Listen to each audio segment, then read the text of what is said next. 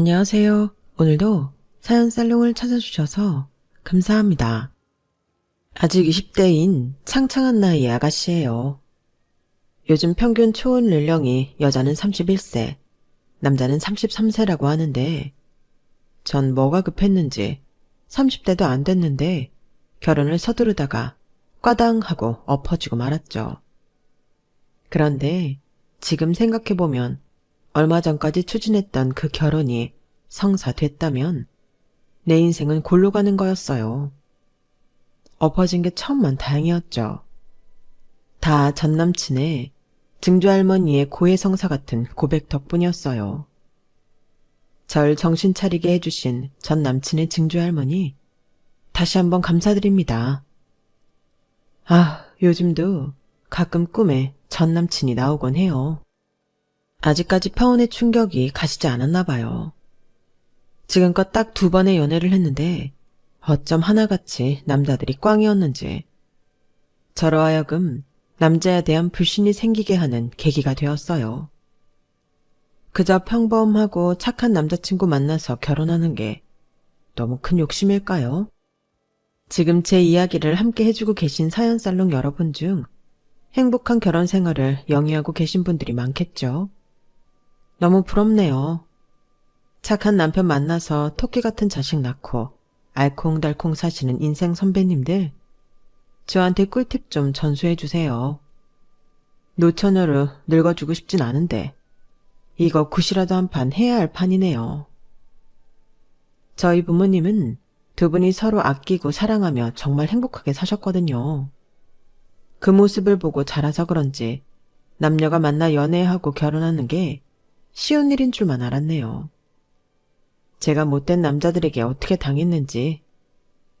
참, 제가 실제 겪은 일이지만 이런 얘기를 지인에게 하는 건 창피하더라고요. 하지만 사연살롱 여러분들에겐 공유하고 싶어요.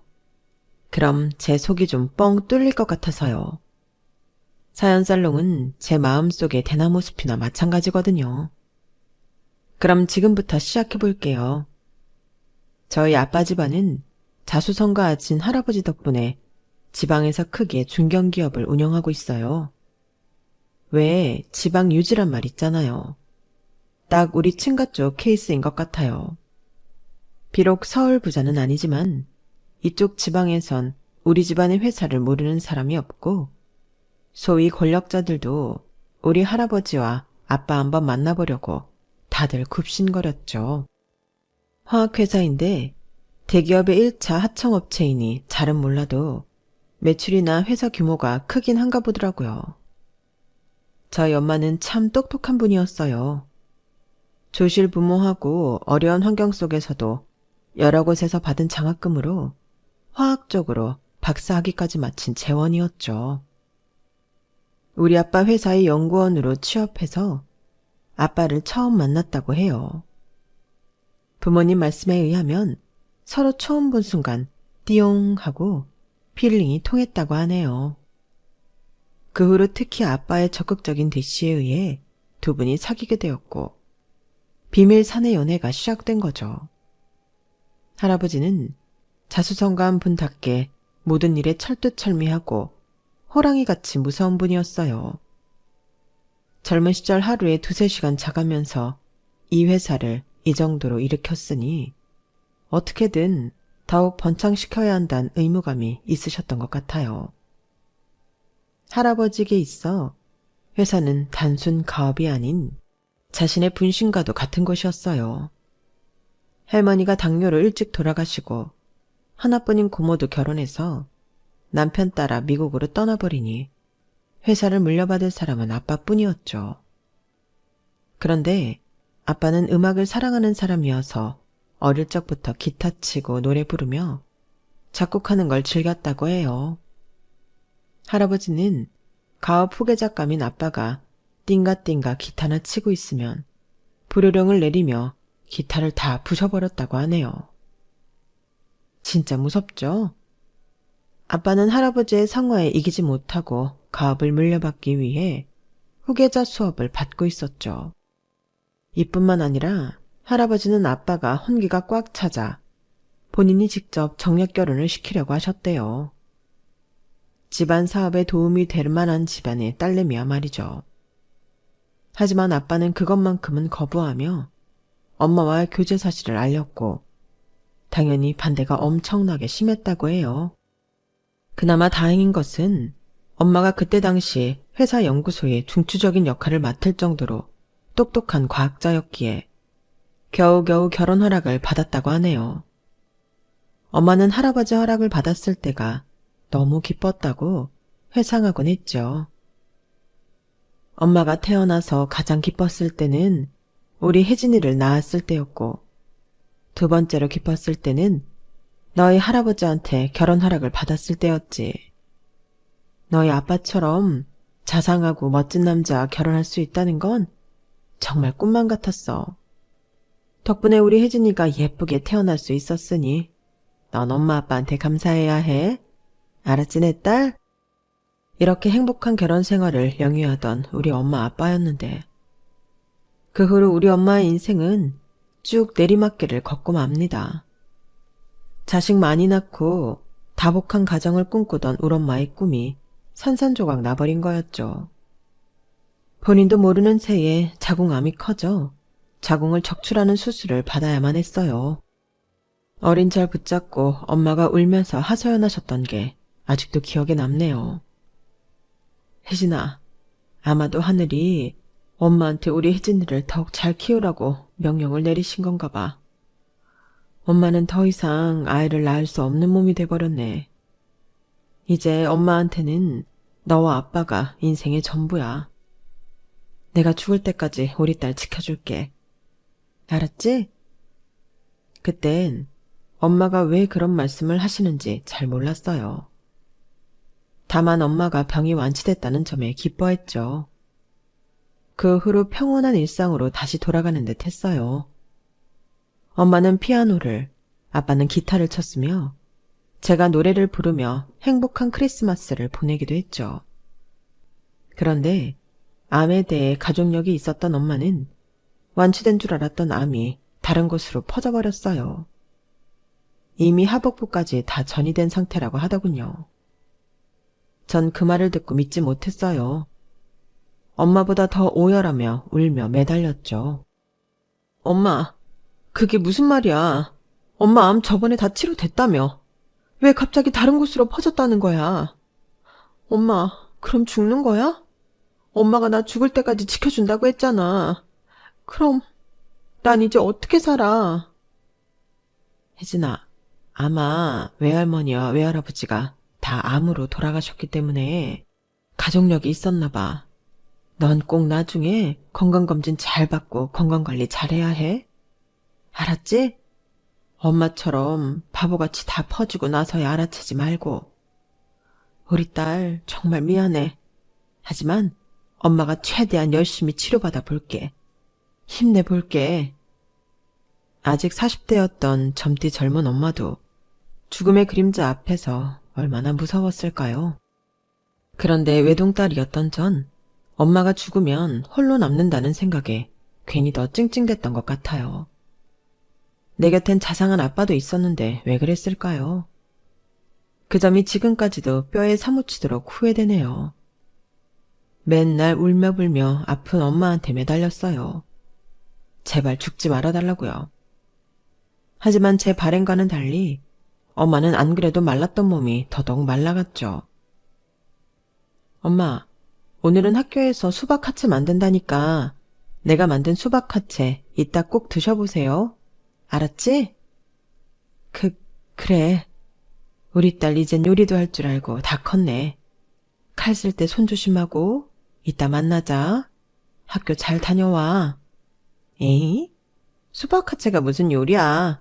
학교 끝나면 바로 올게요, 엄마. 기다려요. 뭘 먹으면 다 토하는 엄마였지만 그래도 수박 화채에 국물 정도는 넘길 수 있겠지 하고 정성스레 예쁘게 만들어 집에 돌아왔어요. 그런데 돌아와 보니 엄마 침대 주위에서 의사를 비롯한 여러 명이 분주하게 무언가를 하고 있더군요. 아빠가 절 보더니 눈물을 흘리며 말했어요. 혜진아, 네 엄마가 저 세상으로 떠난 것 같아. 엄마한테 마지막 인사 드리렴. 뭐? 안 돼. 우리 엄마. 엄마가 내 수박같이 꼭 먹는다고 했는데. 엄마, 내가 기다리라고 했잖아요. 빨리 온다고 했잖아요. 이렇게 가버리면 어떡해요. 너무 무서워요, 엄마. 그래도 엄마가 평온하게 돌아가셨다고 하더군요. 그걸로 나름의 위안을 삼고 울음을 속으로 삭혀야만 했어요. 안 그러면 정말 몇 날 며칠을 울기만 할 것 같았거든요. 지금까지도 손을 뻗으면 엄마의 숨결이 느껴지고 엄마의 얼굴을 한번 만져볼 수 있을 것만 같은데 그건 다 꿈에서나 가능한 일이 돼버렸죠. 저뿐만 아니라 엄마를 지극정성으로 돌봤던 아빠도 엄마가 돌아가시자 완전히 폐인으로 변해버리셨어요. 호랑이 같던 할아버지는 아빠의 그런 나약한 모습이 보기 싫으셨는지 욕을 바가지로 하기 일쑤였죠. 야, 이 새끼야. 사내 새끼가 저렇게 나약해 빠져가지고는 애 엄마 하나 죽었다고 세상이 무너지더냐. 세상은 넓고 여자는 많은 법이다. 그렇게 여자가 그리우면 애비가 소개시켜주마. 아, 세부인들이면 될 거 아니냐. 죽은 사람은 죽은 거고 산 사람은 살아야지. 너까지 식음을 좀 패면 어떡해. 내가 이 회사를 운영해 봐야 얼마나 더 할 수 있겠냐. 나도 늙었으니 그나마 젊은 네가 젖먹던 힘까지 짜내서 회사를 돌보듯 시원찮을 판에 정녕 이 회사가 다 망하는 꼴을 보고 싶은 게냐? 얼른 일어나서 일터로 나가 이놈아. 엄마와의 결혼을 허락받을 때 빼고는 늘 할아버지의 말씀에 네네 했던 아빠는 그날만큼은 못 참고 대들더군요. 아빠의 그런 모습을 처음 봤더랬죠. 아버지, 혜진 엄마가 죽은 걸 그렇게 쉽게 말씀하십니까? 아버지 며느리가 죽은 거예요. 내 생명 같던 가족이 죽었다고요. 저 이제 사업에서 손 뗄렵니다. 이 회사 다른 사람 손에 주든지 말든지 마음대로 하세요. 뭐야? 저놈이... 그런데 할아버지가 갑자기 심장을 부여잡고 쓰러지시는 게 아니겠어요? 저 아빠는 너무 놀라서 얼른 119를 부르고 심폐소생술이며 뭐며 할 수 있는 건 다 해봤어요. 하지만 중환자실에서 일주일 정도 계시던 할아버지는 결국 돌아가시고 말았죠. 엄마가 하늘나라로 간 지 한 달 만에 할아버지가 돌아가신 거였어요. 천하를 호령할 것만 같던 무서운 할아버지가 그렇게 허무하게 돌아가시다니 인생 무상이었죠. 아빠는 본인이 할아버지한테 대들어서 그 충격으로 심장마비에 걸려 결국 돌아가시게 했다는 죄책감에 사로잡혔어요. 하지만 할아버지의 장례식을 마친 후 아빠의 눈빛이 완전히 돌변해 있었죠. 혜진아, 이제 아빠가 이 회사를 혼자 맡아 꾸려가야 하니 일에 최대한 매진해야겠구나. 너에게는 유모와 가정교사가 있으니 아빠가 회사 일에 집중해도 되겠지? 더 필요한 게 있으면 꼭 아빠한테 말하고. 알았지? 네, 알았어요, 아빠. 나도 열심히 생활할게요. 걱정 마세요. 그렇게 아빠와 저는 각자의 자리에서 전의를 불태우며 열심히 생활했어요. 덕분에 아빠의 회사도 회장이었던 할아버지의 부재에도 불구하고 걸림돌 없이 잘 운영되었고 저도 공부를 열심히 해서 엄마와 같은 화학자가 되기 위해 과학 관련 학과에 진학할 수 있었어요.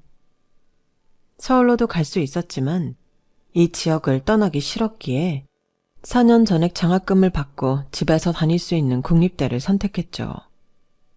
나중에 제가 우리 가업을 물려받아 운영하게 될 수도 있다는 전제하에 정말 책임감을 가지고 공부하고 올바르게 생활했던 것 같아요. 간혹 길거리에서 번호 좀 달라며 따라오는 남자도 있었지만 대학생 나이에 남자친구를 사귀고 싶진 않았어요. 뭔가 연애에 한눈 팔면 안 될 것만 같았죠. 아빠는 외동딸인 제게 운전기사를 붙여주셨어요. 버스 타고 다니면 된다고 하며 극구 사양했지만 어쩔 수 없이 등굣길에만 태워다 주는 걸로 합의를 봤죠. 운전기사 아저씨에게 학교 정문 100m 전에 내려달라고 해서 친구들에게 뭔가 들키지 않으려고 애썼던 것 같아요. 그런데 그날은 한 남자 동기에게 딱 걸리고 말았죠. 뭐 딱히 비밀도 아니었기에 수다쟁이 남자 동기가 물어보는 대로 다 털어놓았어요. 혜진아, 너희 아빠가 태워다 주신 거야? 와, 너희 아빠 진짜 젊으시다. 아니, 우리 아빠 아니고 그냥 운전기사 아저씨야. 운전기사? 야, 너희 집 진짜 잘 사나 보다. 운전기사까지 두고. 아빠는 뭐 하셔? 할아버지 가업 이어받아서 사업하시지. 우리 대학 장학금 있지? 우리 회사에서 지급하는 거야. 나 그 회사 알아. 거기 꽤 큰 회사 아니야?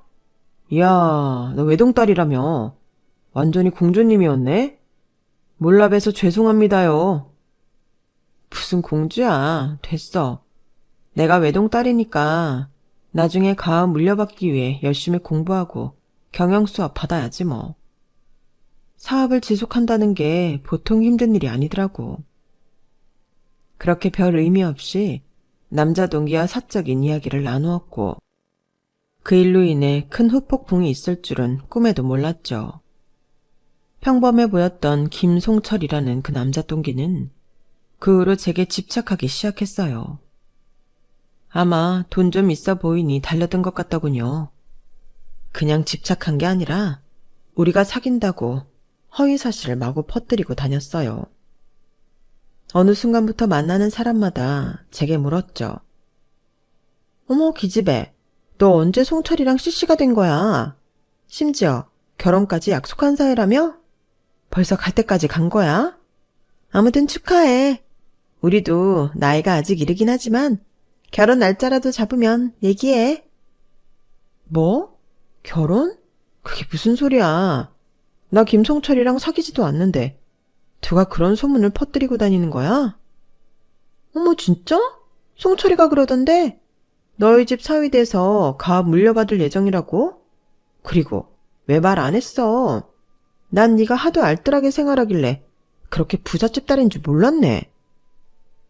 전 화가 나서 헛소문에 지런지인 송철이에게 따져 물었죠. 그런데 어찌나 능구렁이같이 말을 하던지 궤변이긴 하지만 달변가인 김송철에게 제가 넘어가고 말았죠. 혜진아, 내가 네 남자가 되기 위한 조건에서 빠지는 게 뭐야? 인물 잘났고 공부 열심히 하고 키 크고 몸 좋고 우리 집안도 공무원 집안에 크게 하자 없는 놈이잖아. 넌 얼굴도 예쁜 애가 맨날 희귀코머리처럼 굴지 말고 세상 밖으로 좀 나와봐. 맨날 도서관에 처박혀서 공부만 하지 말고 연애도 하고 취미생활도 즐기고 하자고. 내가 세상 밖으로 인도할게. 나만 따라와. 알았지? 잔뜩 화가 나서 따지려 했지만 송철이의 말에 오히려 넘어가고 말았죠. 얼마 지나지 않아 우린 사귀게 되었어요.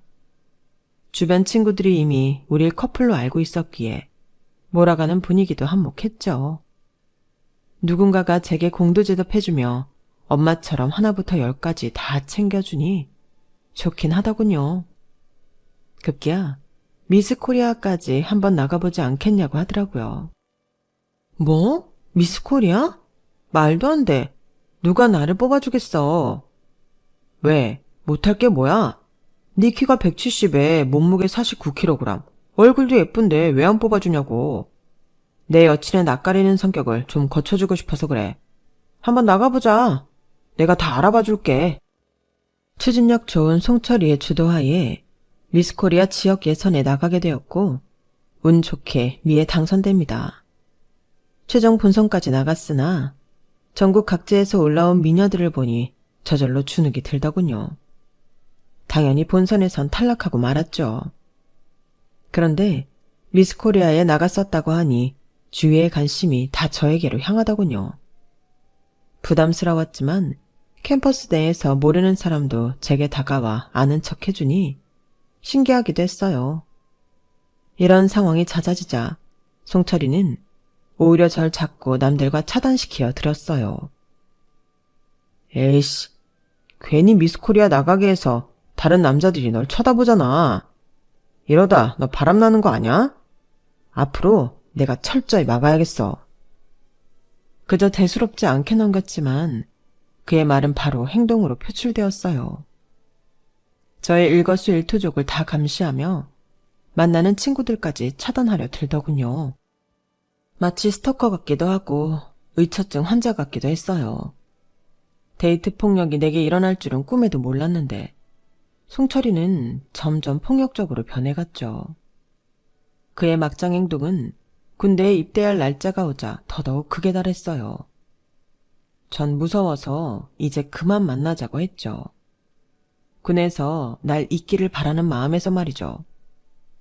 뭐? 헤어지자고? 지금 그게 네 입에서 나올 소리야? 나 군대 입대할 날짜가 다가오니 다른 남자들이 눈에 보이대? 딴 남자랑 놀아날 생각에 아주 가슴이 벌렁벌렁 하나 보지? 그럴 순 없지. 내가 널 왜 놔줘? 그럴 일은 없을 거야. 나한테서 벗어날 생각은 애시당초 접어두라고. 이제 송철이는 더 이상 남친이 아니라 피할 대상이었어요. 군입대 전날 머리를 벅벅 밀고 우리 집 앞에서 내 팔을 있는 힘껏 붙잡고는 놓아주지 않는 모습을 아빠가 목격하게 됐죠. 아빠는 바로 송철이의 멱살을 잡으며 얘기했어요. 어이, 지금 내 딸한테 뭐 하는 거야? 너 뭐 하는 자식이야? 송철이도 덩치 큰 우리 아빠한테는 꼼짝 못하더군요. 죄송합니다, 아버님. 내일 군대에 가야 하는데 혜진이가 이별을 고하길래 화가 나서 그만. 제가 혜진이 많이 사랑하는 남자친구입니다. 목숨 다하는 날까지 혜진이와 함께 살고 싶어요. 우리 결혼 허락해주세요. 아빠, 얘 더 이상 남자친구 아니에요. 날 괴롭히는 스토커라고요. 그만 집에 들어가요. 야, 김송철, 이제 그만 날 놔줘. 군대나 가버리라고. 전 아빠가 더 흥분할까봐 집에 모시고 들어왔어요. 소파에 앉아서 그동안 있었던 일들을 낱낱이 다 말씀드렸죠. 혜진아, 그런 위험한 놈이 주변에 있었으면 아빠한테 진작 얘기했어야지.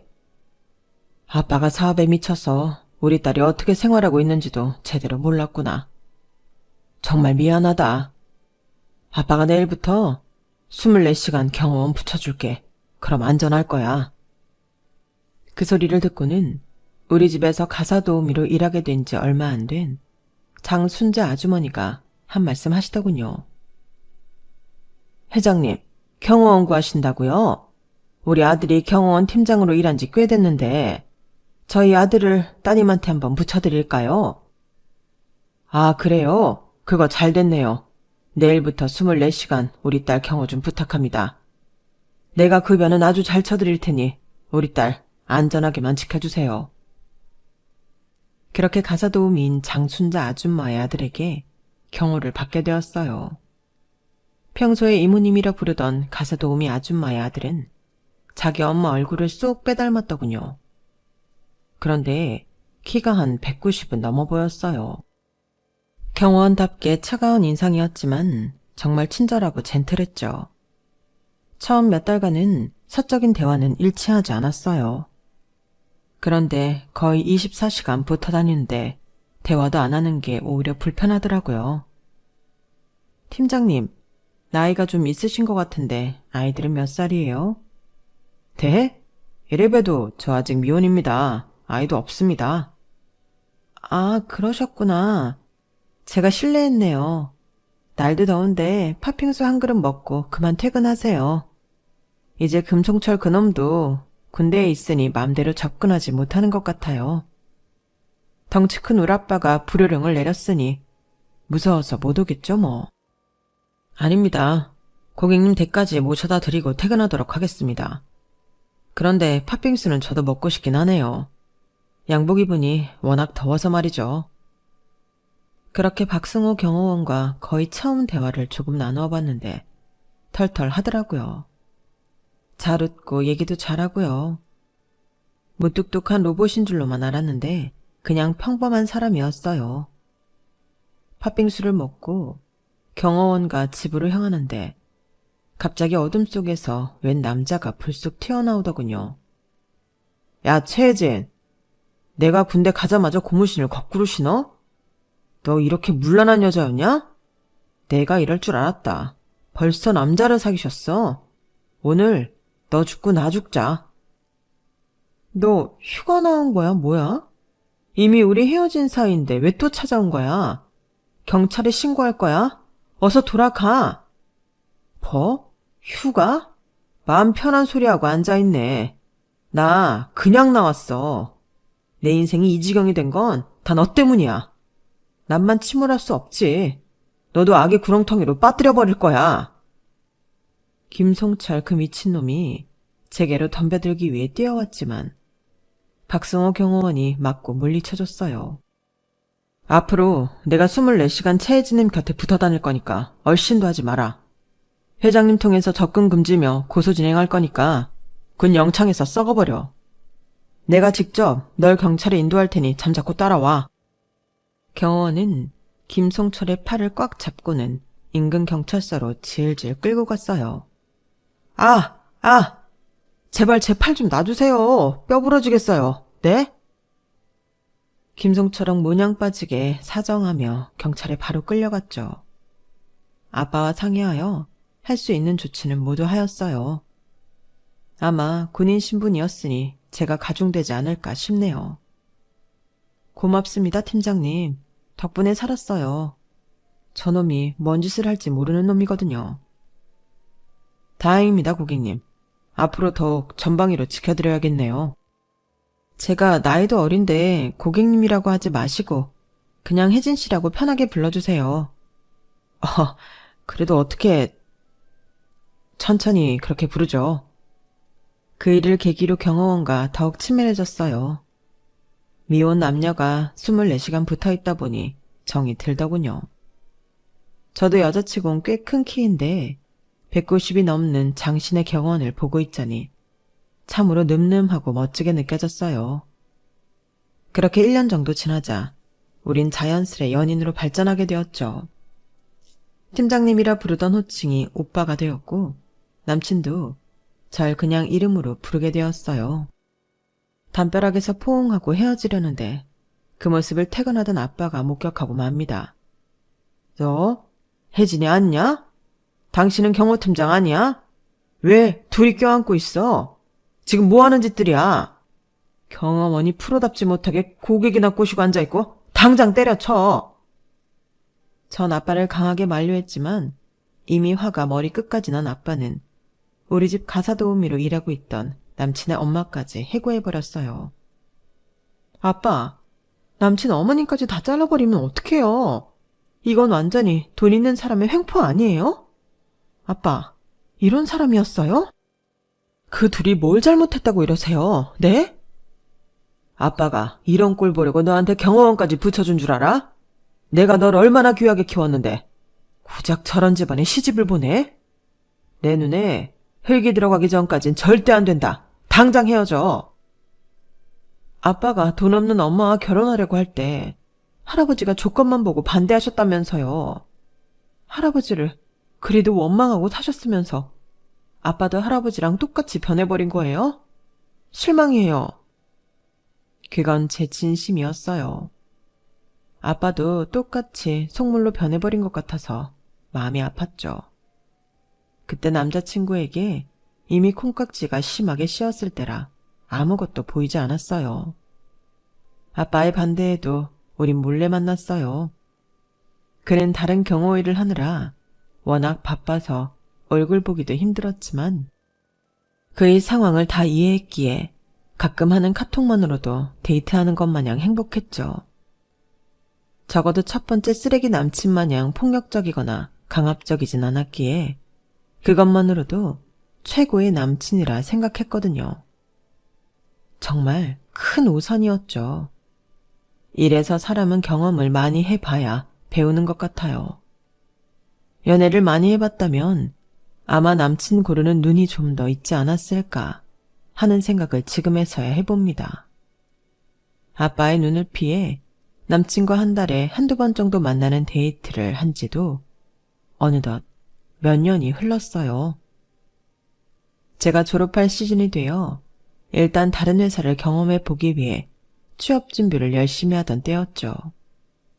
아빠와의 사이가 남친 때문에 냉랭하기도 해서 아빠의 회사에 기어 들어가기도 애매했거든요. 남친이 오리고기를 사준다며 불러내더군요. 오랜만에 디너데이트에 나름 예쁘게 단장을 하고 남친을 만나기 위해 길을 건너려고 하고 있는데 저쪽에서 강한 불빛과 함께 굉음이 들리더군요. 파란불에 길을 건너던 저는 너무 눈이 부셔서 저도 모르게 잠시 걸음을 멈췄나 봐요. 그때 누군가가 절 강하게 밀쳐서 뒤로 발라당 자빠졌죠. 정신 차리고 보니 남친이었고 뒤로 누워있던 저희 바로 앞으로 웬 덤프트럭이 미친 속도로 달리더니 100m쯤 더 가서 가로수를 들이받고 전복되는 사고가 일어났어요. 모든 게 순식간에 일어난 일이었죠. 덤프트럭 운전기사의 음주 때문에 일어난 사고였어요. 괜찮아, 혜진아? 어디 다친 데 없어? 난 괜찮아. 하마터면 진짜 죽을 뻔했네. 너무 놀라서 심장이 벌렁거린다. 너무 고마워, 자기야. 다친 데는 없었지만 구급차가 와서 우리를 119에 실어 병원으로 보내주더군요. 응급실에서 전화를 받은 아빠가 놀라서 헐레벌떡 찾아오셨어요. 괜찮니, 아가? 우리 딸 다친 데는 없어? 아빠, 괜찮아요. 내가 어버버 하고 있는데 승우 씨가 뒤로 밀쳐져서 살았어요. 1초만 늦었어도 트럭에 깔려 죽었을 거예요. 다 승우 씨 덕분이에요. 우리 딸, 그런 무서운 말은 하지도 말아라. 승우군, 정말 고맙네. 자네가 내 딸 생명의 은인일세. 역시 경호원답게 우리 딸을 구해줬구먼. 두 사람 교제 반대해서 정말 미안했네. 지난 몇 년간 마음에 걸렸었는데 두 사람 뜻대로 실컷 만나도 좋아. 고맙습니다, 아버님. 앞으로 우리 혜진이 잘 지켜줄게요. 저한텐 혜진이가 전부예요. 감사합니다. 그 일을 계기로 아빠는 저와 남친의 교제를 허락해 주셨어요.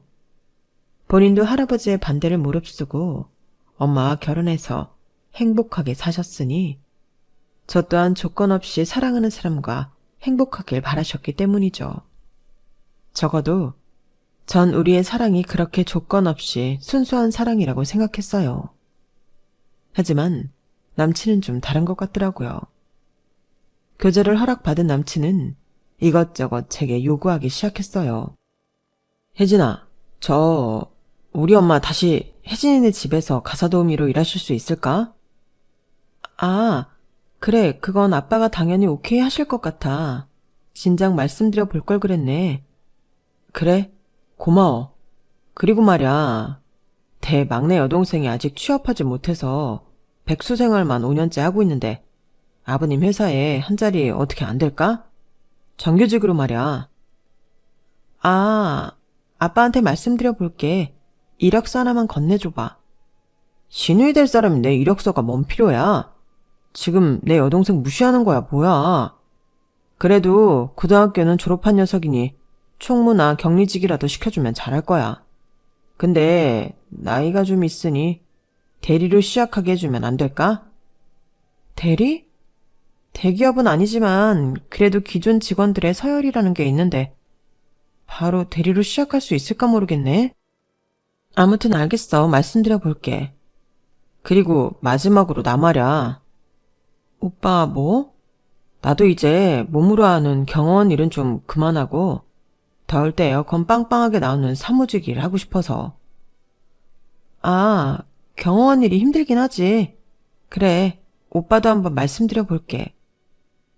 일단 다 오케이 했지만 남친의 요구는 날이 갈수록 많아졌어요. 급기야 사촌 동생들까지 줄줄이 취업시켜달라며 취업 청탁을 하더군요. 다 해줄 수는 없었지만 웬만하면 다 들어주었죠. 암묵적으로 남친과 결혼 이야기까지 나누었던 터라 앞으로 남편이 될 사람이라 생각했기 때문이죠. 저로 인해 시댁 사람들이 좀 편하게 살 수 있다면 최대한 지원해주고픈 마음도 있었죠. 아빠에게 어렵게 얘기를 꺼냈는데 아빠는 흔쾌히 모든 요구를 들어주시며 오히려 남친에게 통 큰 제안을 하셨어요. 혜진아, 너 승호군하고 결혼까지 생각한다고 했지?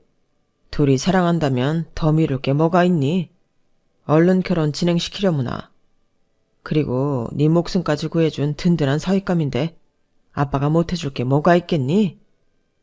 안 그래도 우리 회사 차량들과 화학약품들 관리해줄 조그만 법인을 차리려고 했는데 승호군에게 법인 사장 직책 주면서 맡겨보지 뭐. 과학적 지식이 별로 필요하지 않은 직책이니 관리하는데 그리 어렵지 않을 거다. 아빠의 너무 뜻밖의 제안에 놀라우면서도 걱정이 앞섰어요. 다름 아닌 제 인생 걱정이었죠. 얼떨결에 결혼 얘기까지 꺼내고 나니 오히려 주변에서 이렇게 빨리 밀어붙일 줄은 몰랐거든요. 아직 20대인 지금 결혼까지 하는 게 맞는 건지 판단할 정신도 없었죠. 여튼 그 소식을 남친에게 전하자 뛸 듯이 기뻐하더군요. 대박, 나 이제 사장 되는 거야? 나도 더울 때 시원하게 일하고 추울 때 따뜻한 사무실에 있을 수 있는 거야? 게다가 사장이라니 꿈만 같아. 혜진아, 우리 당장 혼인신고부터 할까? 얼른 혜진이네 집 사위가 되고 싶어. 진정해 자기야. 난 좀 천천히 하고 싶어. 아직 30도 안 됐는데 이렇게 빨리 결혼하고 싶진 않아서 말이야. 하지만 그는 내 이야기는 귓등으로도 들리지 않나 보더군요. 우리 집에 인사 가자 혜진아. 당장 내일 모레 주말로 말씀드려 놓을게. 토요일 동트면 바로 찾아뵙자고. 알았지? 그래도 내게 공주 대접해주는 든든한 남친이니 결혼해도 괜찮을 것 같았어요. 그를 몇 년간 지켜보며 사랑하는 마음과 콩깍지도 씌인 상태였으니까요. 그렇게 결혼을 확정짓고 시댁에 말씀드리러 갔어요. 시댁에는 남친의 부모님과 증조할머니, 막내 여동생이 함께 살고 있더군요. 할머니는 이미 돌아가시고 100세가 넘는 증조할머니가 살아계시는 게 신기했어요. 매우 좁고 누추한 집이었지만 이미 시댁 형편을 알고 있었기에 저에겐 별로 상관없었죠. 남친의 엄마는 저희 집에서 가사 도우미 일을 하셨던 터라 이미 잘 알고 있었죠. 항상 저한테 아가씨라고 부르던 남친 엄마는 이제 결혼이 확정됐다고 하니 며느리야 라고 부르시더군요. 며느리야, 내가 이제 말라도 되지? 아, 지금에서야 말인데 우리 훌륭한 아들이 뭐 어디가 어떻다고?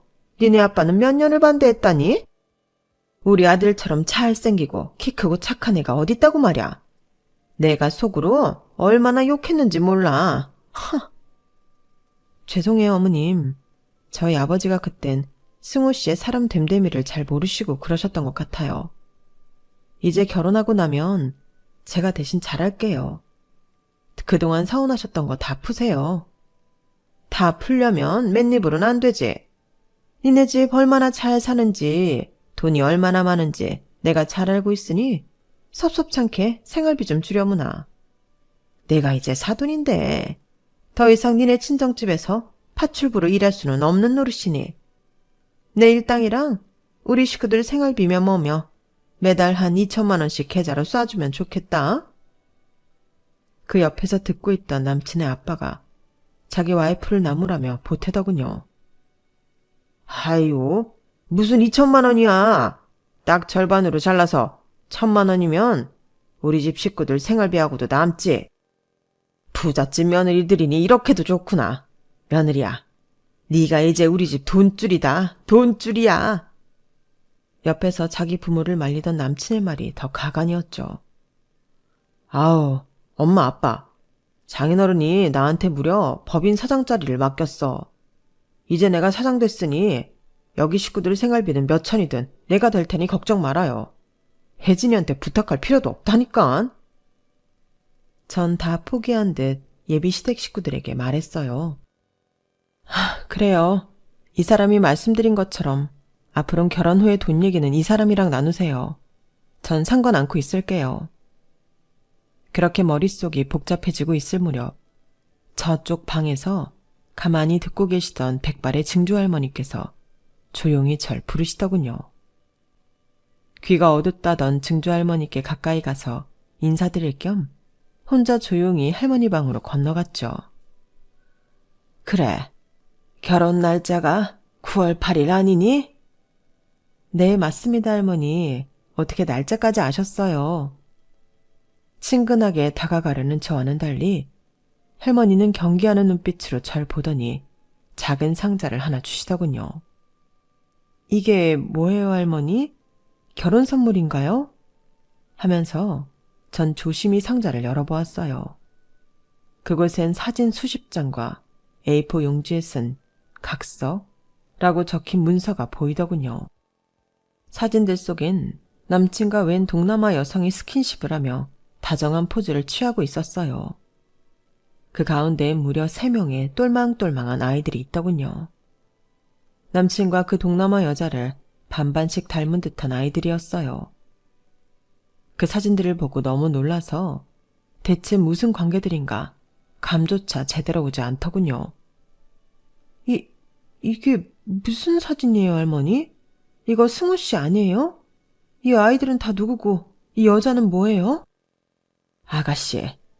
아가씨만 물러나주면 다 해결되는 일이야. 생때 같은 내 증손주들 이 집에서 자기 엄마랑 아빠랑 다 같이 잘 살고 있었는데 아가씨가 나타나고부터 승우놈이 완전히 돌아버렸다니까. 부잣집 아가씨 하나 물었다면서 자기 새끼들 내치고 동거하던 며느리까지 다 시골로 내쫓아버렸어. 그 각서 한번 봐봐. 아이들과 쥐죽은 듯이 살아주면 한 달에 500만 원씩 준다고 각서까지 쓰면서 말이야. 내가 가족 간 생이별 보려고 이런 꼴까지 보면서 더 살면 뭐하겠어. 차라리 죽는 게 낫지. 우리 손주들이 지 아빠를 얼마나 그리워하겠어. 그러니 아가씨가 이 판에서 그만 빠져줘. 아가씨만 파토내면 다 해결될 일이라고. 전 부들부들 떨리는 손으로 그 상자를 들고 거실에서 희희낙낙하고 있는 남친 부모님과 남친을 향해 가서 던져버렸어요. 이렇게 소리 지르면서 말이죠. 야, 박승호, 너 이 새끼, 네 아내며 아이들 다 버리면서까지 내 돈 뜯어내려고 결혼하자고 했냐? 네가 사람이냐? 당신들도 부모면 부모답게 손주들 거둘 생각을 해야지. 나 하나 등쳐먹으려고 작당을 해? 미친 작자들. 지옥에 나가쇼. 퇴! 그들을 향해 침을 뱉고 나와버렸어요. 내 팔이며 다리며 다 붙잡고 놔주질 않았지만 저 먹던 힘까지 다 끌어모아 뿌리치고 나왔죠. 혜진아, 저 할머니 100살 넘어서 노망난 할머니야. 우리 증조 할머니 말 믿지 마. 내 말만 믿어줘. 제발. 어? 이 미친. 저렇게 사진이 고스란히 남아있는데 널 닮은 애들이 불쌍하지도 않냐? 돈이 아무리 좋아도 네 핏줄들을 버릴 생각을 해? 나한테 손끝 하나 대지 마. 소름 끼치니까. 이 결혼 없던 걸로 해. 우리 아빠 회사에서 일하고 있는 니네 여동생이며 친척들 다 해고야. 안 돼, 혜진아. 나 사장시켜준다고 했잖아. 장인어른한테는 아직 얘기 안 했지? 제발 한 번만 살려줘. 자기야, 우리 가족들은 자기 없으면 다 죽어. 나 만나기 전엔 그럼 어떻게 살았냐, 이 새끼야. 내가 만만한 호구로 보이냐? 당장 꺼져. 그렇게 쌍욕을 퍼붓고는 결혼이고 뭐고 다 파토내고 나와버렸어요. 엉엉 울면서 택시를 잡아타고 집으로 향했죠. 아빠한테는 도저히 뵐 면목이 없어서 전화로 모든 사실을 전했고요. 그렇게 저희 결혼 소동은 비극적으로 마무리되었네요. 그래도 결혼식 전에 이렇게 파토낸 게 얼마나 다행인가요. 그대로 그 거지 사기꾼 소굴로 들어갔다면 전 지상 최대의 호구가 되어 있겠죠. 100살 넘으신 증조할머니께 감사할 따름입니다. 당연히 증조할머니는 그 집에서 좋은 대접을 받을 리가 없었죠. 제가 아빠께 말씀드려 따로 요양원에 모시고 있습니다. 그 집 식구들은 신경도 쓰지 않더군요. 참, 사람 같지도 않은 사람을 왜 그렇게 사랑했을까요? 여기까지가 얼마 전까지의 제 상황이었네요. 나름 파란만장한 인생을 살아왔죠. 아무튼 당분간은 남자 생각 않고 아빠 회사에서 쥐 죽은 듯이 일을 배워야 할 것 같습니다. 앞으로 남자 트라우마가 생길 것 같아요. 인생 선배님들, 세상은 넓고 좋은 남자도 많긴 한 거겠죠. 나중에 한 5, 6년 뒤쯤 착하디 착한 남자가 나타나기를 간절히 바라봅니다. 다 같이 기원해주세요. 건강하시고요. 복 받으세요. 지금까지 저희 한풀이 들어주셔서 감사합니다. 여러분, 사연 댓글에 응원과 현명한 조언 부탁드려요. 좋아요와 구독은 저에게 큰 힘이 됩니다. 오늘도 좋은 일 가득하세요.